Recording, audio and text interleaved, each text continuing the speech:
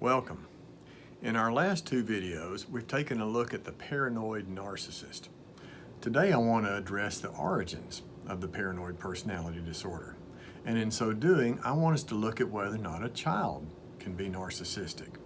Now quickly, let me add a note that personality disorders cannot be diagnosed until a person is 18 years old. The reason for that guideline is that the personality is in development throughout childhood and adolescence. So for that reason, we need to wait until we see how a child's personality unfolds before officially proclaiming the personality to be out of bounds.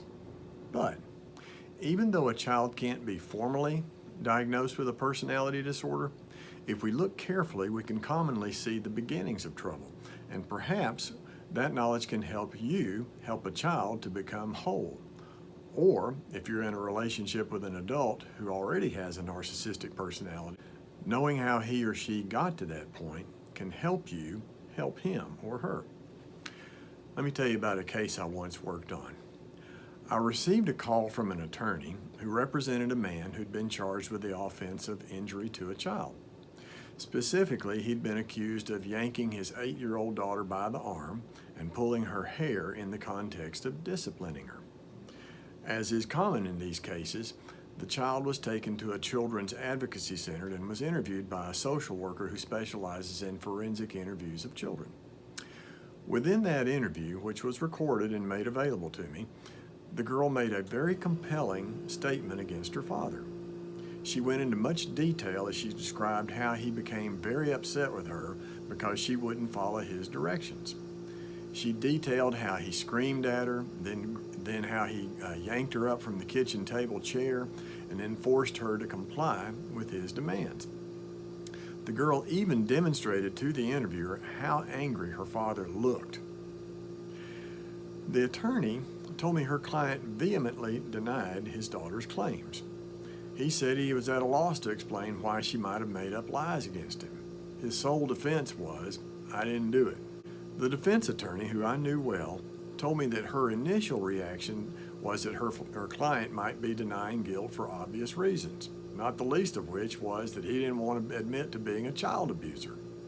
But there's more to this story. The girl's father isn't the only one accused by this child of physically abusing her. Months earlier, she made a similar claim against her stepfather. As she did with her father, she accused this man of unnecessarily disciplining her in a harsh way. And as was true with her father, there is no physical evidence of abuse, simply the girl's very strong statement. As a part of the criminal process against my attorney friend's client, the child was asked to undergo a psychological evaluation. It so happens that the evaluating psychologist was a woman I knew well and respected. Here are some of the things this psychologist noted in her written report about the girl. She said the girl was talkative and easy to like.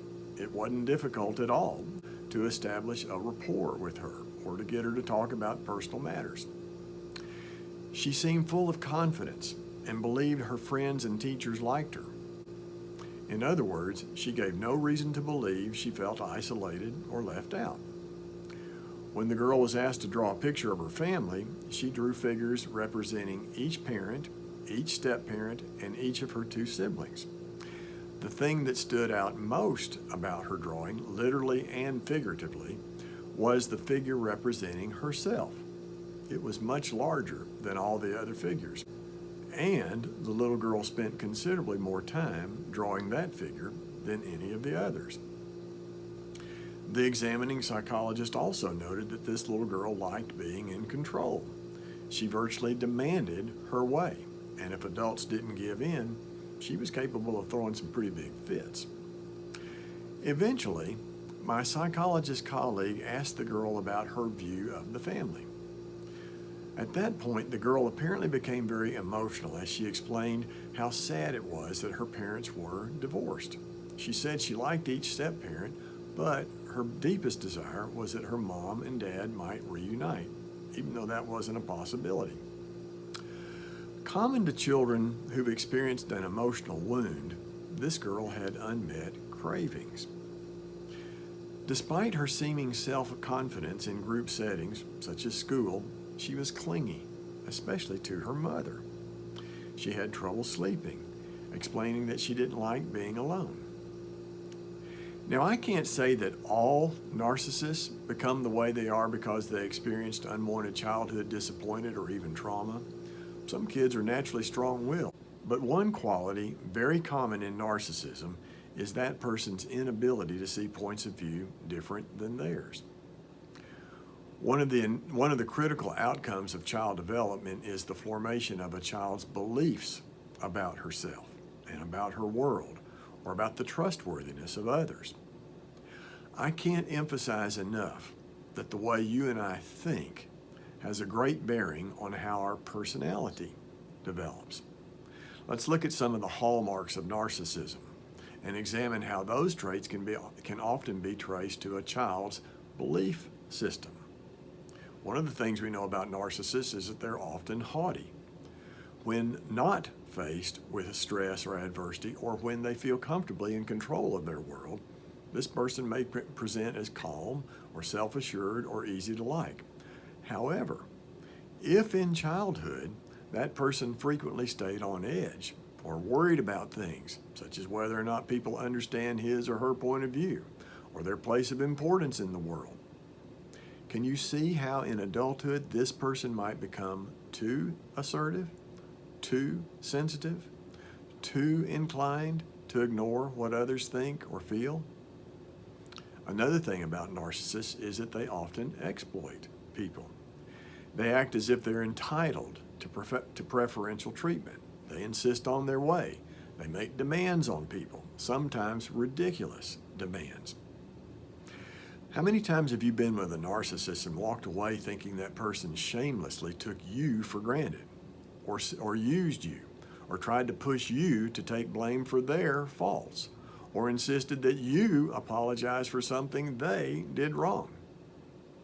Can you see how childhood insecurities can push this person to believe or to wrongfully think it's necessary to always maintain the upper hand in relationships? Another thing we know about narcissists is that they often twist the truth in order to validate their twisted view of the world around them. They don't like admitting to personal flaws, no matter how obvious those flaws might be. They offer flimsy explanations. They actually believe people will accept them. If you try to give a narcissist much-needed constructive criticism, not only do they usually reject your words, they may aggressively accuse you of demeaning them. In fact, the narcissist may turn your words against you and say you need help rather than them. Can you see that if a child is criticized or punished more than he or she is affirmed or properly loved, she might choose to ignore what people say, and in so doing, she's defending herself? Can you see how that child might develop the flawed assumption that adults can't be trusted, that their point of view is biased? Can you see how a child might erroneously come to believe that her view of life is the only reliable way to interpret things? And in the process, they twist the truth. These are but a few examples of how a narcissist's personality flaws can be directly traced to faulty childhood thinking errors. So, if you're the parent of a child or teenager and you're worried that he or she is showing early signs of narcissism, here's a few guidelines. The first is this: make every effort to teach the child the value of giving to others. The second, have them keep chores. Verbally reinforce them when they engage in responsible behavior. You know, one of the mistakes we too often make with kids is we fail to reinforce them for being responsible. After all, they're doing what they're supposed to do. Make sure to always take note of the good things they're doing. A third guideline: use active listening when a child talks to you. An open style of communication can help keep a child from developing a narrow range of thinking. And then the last thing, display empathy to your child. Actively teach the child to be empathetic to others and reinforce them for their efforts.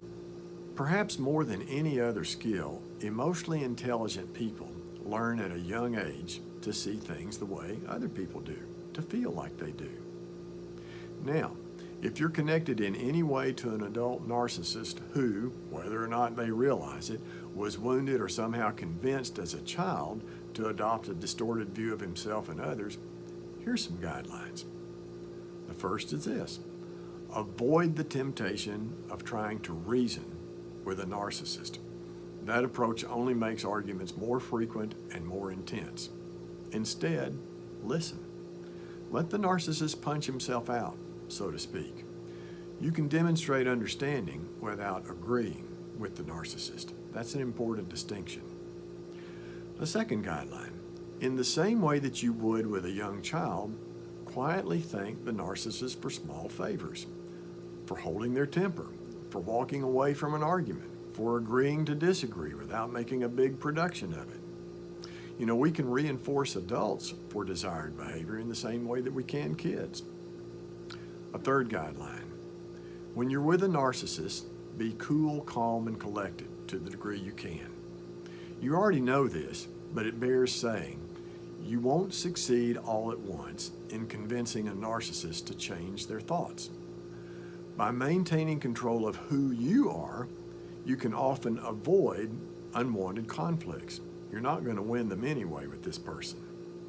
And then a final guideline with a narcissist.